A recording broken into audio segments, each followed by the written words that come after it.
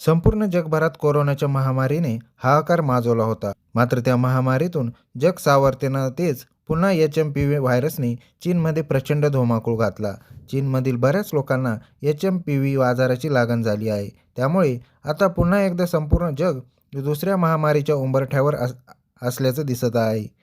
चीनमधील HMPV व्हायरसबाबत आरोग्यतज्ज्ञ अविनाश भोंडवे यांनी एक महत्त्वाचा व्हिडिओ देखील शेअर केला आहे. यामध्ये त्यांनी चीनमध्ये उद्रेक झालेल्या व्हायरसला घाबरू नका असे आवाहन नागरिकांना केलं आहे.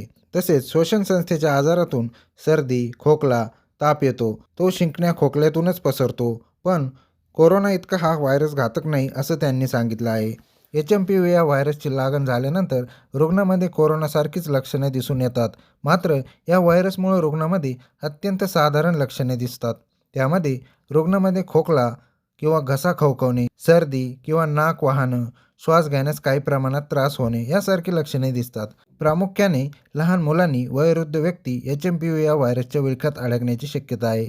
कारण या आजारामुळे रोगप्रतिकारशक्ती कमकुवत होते. त्यामुळे लहान आणि वयोवृद्ध व्यक्तीमध्ये आजाराची गंभीर लक्षणे दिसू शकतात. तर आता सर्वांना प्रश्न पडला असेल की HMPVची लागण झाल्यास रुग्ण किती दिवसात बरा होतो? तर या व्हायरसची बाधा झाल्यानंतर बाधित व्यक्तीला नाकातून प्रचंड पाणी येते, जास्त प्रमाणात शिंका येणं, खोकला येणं, घसा खवखवणं, ताप येणं ही लक्षणे दिसतात.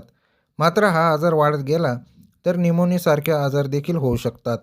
तसेच व्हायरसचा प्रादुर्भाव वाढला तर ऑक्सिजन घेण्यास देखील समस्या उद्भवू शकते. पण तेवढा हा आजार धोकादायक नाही. त्यामुळे साधारणतः 5 ते 10 दिवसात हा आजार पूर्णतः बरा होऊ देखील शकतो. अशातच आता भारतात HMPVचा पहिला रुग्ण आढळला आहे. HMPV व्हायरसमुळे महाराष्ट्रातील आरोग्य विभाग देखील सतर्क झाले आहे. कारण सर्दी आणि खोकल्याच्या रुग्णाचं सर्वेक्षण करण्याचे निर्देश आरोग्य विभागाने दिले आहेत. तसेच स्वच्छतेची नियमावली पाळण्याबाबतची सूचना देखील सरकारने दिल्या आहेत. तर आता आपण या आजारापासून बचाव करण्यासाठी नेमकं काय करावे ते पाहूयात. सर्वात महत्त्वाचं म्हणजे खोकताना किंवा शिंकताना आपलं तोंड आणि नाकावर रुमाल किंवा टिश्यू पेपर ठेवावा. सॅनिटायझरने हात वारंवार धुवावेत. ताप, खोकला आणि शिंका येत असल्यास सार्वजनिक ठिकाणीपासून शक्य तितकं दूर राहा. याशिवाय भरपूर पाणी आणि पौष्टिक अन्न खा. तसेच संक्रमण कमी करण्यासाठी सर्व ठिकाणी व्हेंटिलेशन होईल याची दक्षता घ्या. तर मंडळींनो, तुम्हाला हा व्हिडिओ आवडला असेल तर व्हिडिओला एक लाईक आणि शेअर करा. तसेच आमच्या स्मार्ट मराठी यूट्यूब चॅनलला सबस्क्राईब करा, जेणेकरून असेच नवनवीन व्हिडिओ आपल्यापर्यंत येत राहतील.